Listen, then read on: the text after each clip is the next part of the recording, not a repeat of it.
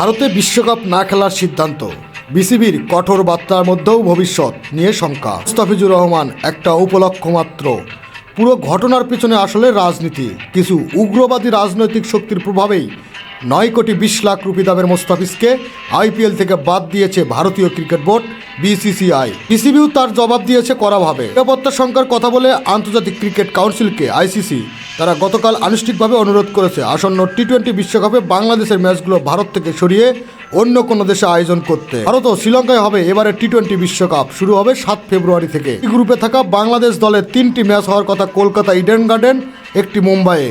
কিন্তু বিসিবি মনে করে না বর্তমানে পরিস্থিতিতে ভারতে কোনো শহরে বাংলাদেশ দল নিরাপদ। শুধু দল তো নয়, খেলা হলে বোর্ড কর্মকর্তা, দর্শক আর সাংবাদিকেরাও যাবেন সেখানে।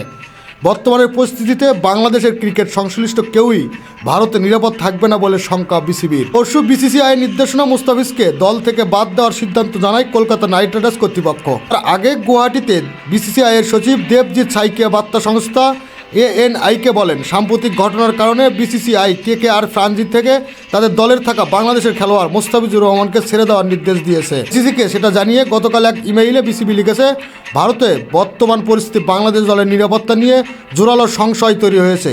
সার্বিক নিরাপত্তা পরিস্থিতি বিশ্লেষণ করে বাংলাদেশ সরকারের পরামর্শ আমলে নিয়ে বোর্ড এই সিদ্ধান্ত পৌঁছে যে এমন অবস্থা জাতীয় দলটি টি-20 বিশ্বকাপ খেলতে ভারতে পাঠানো হবে না।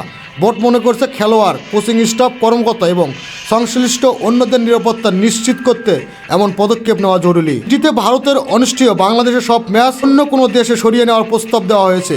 বিসিবির আশা, পরিস্থিতি বিবেচনা করে আইসিসি দ্রুত এ বিষয়ে সিদ্ধান্ত জানাবে। বিসিবির পরিচালকরা এটা নিয়ে 2 দফা সভা করেছেন। পরশু রাতে হওয়া অনলাইন সভায় সরাসরি কঠোর কোনো অবস্থানে না যাওয়ার পক্ষে মত দিয়েছিলেন বেশিরভাগ পরিচালক।